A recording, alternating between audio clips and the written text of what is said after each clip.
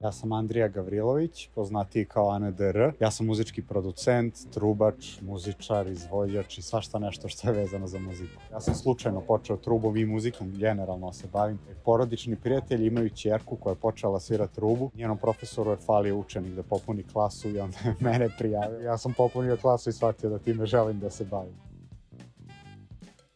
Berklee mi je definitivno doneo puno stvari, pre svega poznanstva. Neki predivni ljudi tamo su studirali sa mnom, različite kulture, različiti pogledi na muziku, a najviše što mi je to iskustvo donelo je da se nekako vratim našoj tradicionalnoj muzici, kad sam video koliko ljudi iz drugih zemalja poštuju i neguju tradiciju iz koje dolaze. Ajde što mi je približilo zapadnu tradiciju, približilo mi je moju volju i želju da istražim našu muziku.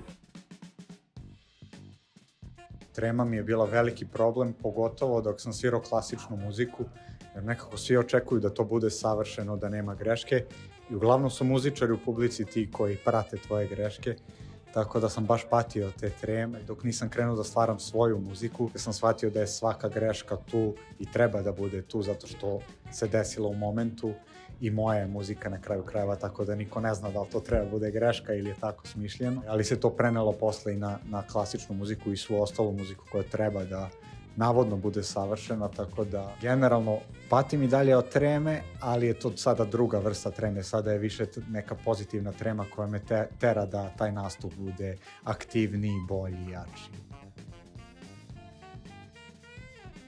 Nije meni bilo neprijatno gledam ljude, nego ljudima bilo neprijatno gledaju mene. Jer ja kad sviram trubu, ovako se zagledam u jednu osobu na pola sata i to bude jako čudno i posle me pitaju, brate, što si ti mene gledao sve vreme? Tako da, ali naravno prvo je počelo kao deo imidža i shvatio sam da mi je lakše nekako i zbog svetla i svega da se fokusiram kad imam naočare i znam da izgledam strava, tako da sve. A gde ti nalaziš inspiraciju za stvaranje muzike? Pa, u svakodnevnom životu, pre svega, onda i u, kao što sam rekao, staroj muzici, novoj muzici koja izlazi i u drugim umetnostima, vizualnim, da li je slikarstvo, da li je arhitektura i u ljudima, svakodnevnim dešavanjima. Zapravo, mene sve inspiriše na muziku.